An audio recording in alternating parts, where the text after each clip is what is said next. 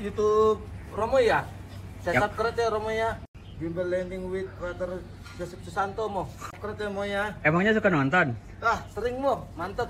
Wah, Banyak jadi kasih. tambah wawasan. Yang video hari ini ada hadiah 10 juta rupiah. Siap. Silakan ikut. Siap, Ya, Romo. jangan sampai ketinggalan. Siap Romo. Salam damai sejahtera saudara-saudaraku yang terkasih, pencinta firman Tuhan.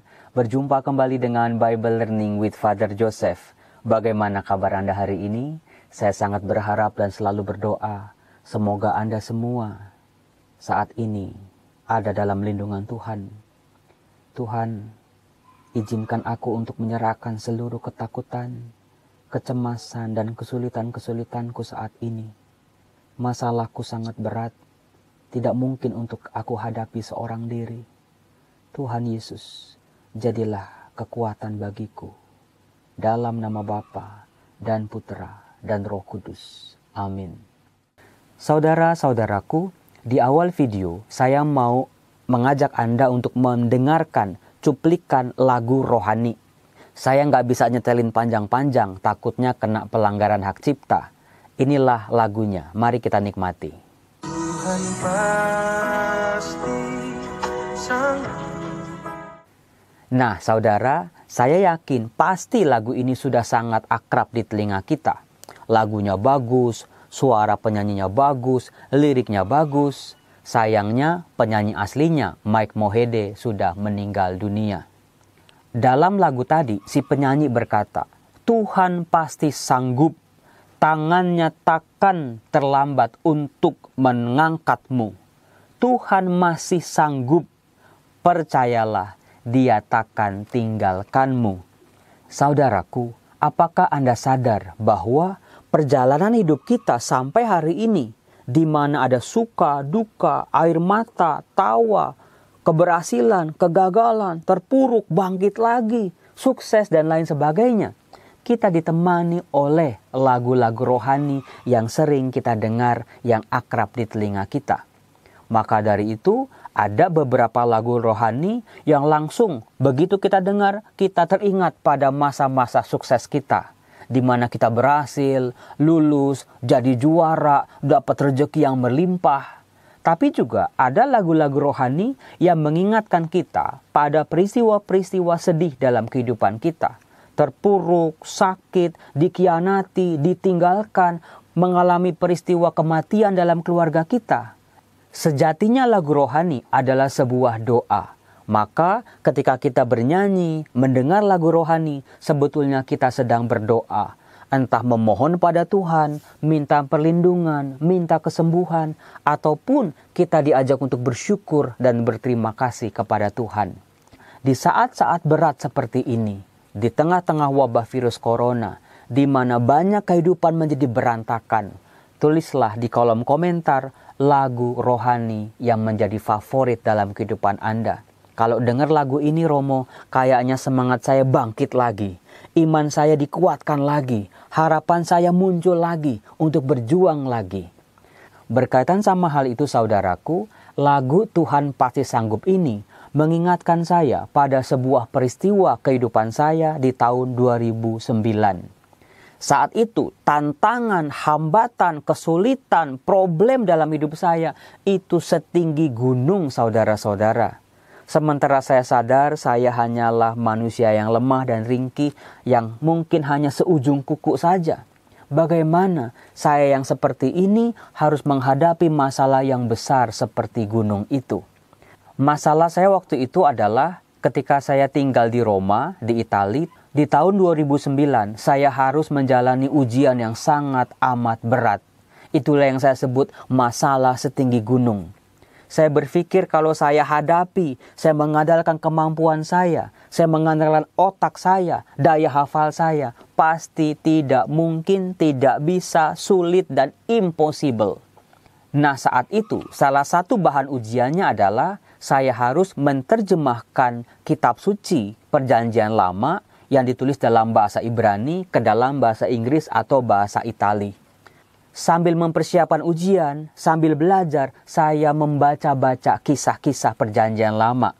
Makanya itulah alasan saya sangat suka kisah-kisah dalam Perjanjian Lama, karena sebagian sudah saya hafal. Nah, saat saya baca-baca firman Tuhan, kali-kali aja kisah itu nanti yang muncul di ujian. Saya membaca kisah ini, yaitu dari kitab 1 Samuel bab 17. Kisahnya sudah sangat akrab di telinga kita, yaitu Daud melawan Goliat.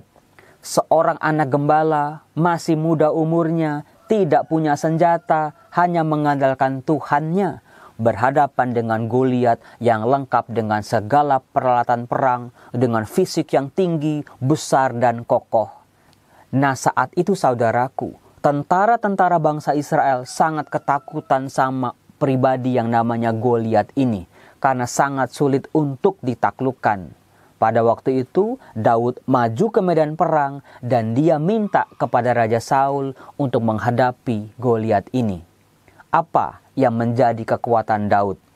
Saya bisa menemukan kata-kata Daud di 1 Samuel bab 17 ayat 37, di mana pada waktu itu Daud berkata, Tuhan telah melepaskan aku dari cakar singa dan dari cakar beruang. Dia juga akan melepaskan aku dari tangan orang Filistin itu.